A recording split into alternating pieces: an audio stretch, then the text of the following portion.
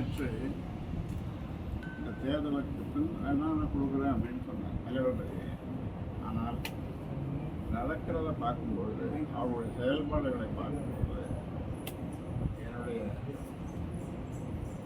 மூச்சுக்காற்று அடைகிற வரைக்கும் அந்த பதவியை நான் கொடுக்க மாட்டேன்.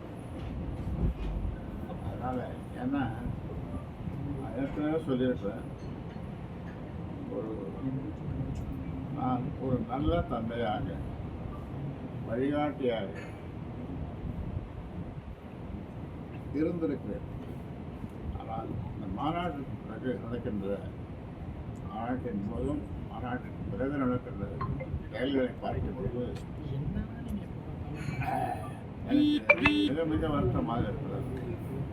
ஆனாலும் இந்த கட்சியை கொஞ்சம் கூட குறையில்லாமல் எனக்கு வருகிற ஆதரவு நேற்று இந்த தேர்தலுக்கு பிறகு நான் கொடுக்குறேன்னு சொன்னதுக்கு 99% பேர் ஏன் அப்படி சொன்னார் ஐயா, ஏன் அப்படி சொன்னார் சொல்லக்கூடாது, கடைசி வரைக்கும் ஐயா அந்த பதவியில் இருக்கணும் அப்படின்றது 99%.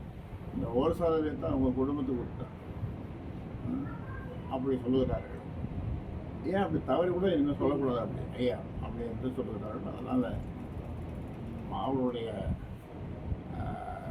வார்த்தைக்கு ஏற்ப அவருடைய விருப்பத்துக்கு ஏற்ப இப்பொழுது நான் சொல்லுகிறேன், என்னுடைய மூச்சு காற்று நிற்கும் வரை அந்த பதவியில் நான் இருப்பேன். ஆனால் பல அதாவது என் குடும்பத்தை சேர்ந்தவர்கள் எந்த பொறுப்புக்கும் அரசியலுக்கு வரக்கூடாது என்று கட்சி ஆரம்பிக்கும் போது நான் சொன்னேன். ஆனால் அதை காப்பாற்ற முடியவில்லை. வெளித்தேழ்மலை பொன்னுசாமி இன்னும் பலருக்கு அந்த பொறுப்போடு கொடுக்கும்பொழுது அவருடைய செயல்பாடுகள் மனதிற்கு திருப்தியாக இல்லாத நிலையில்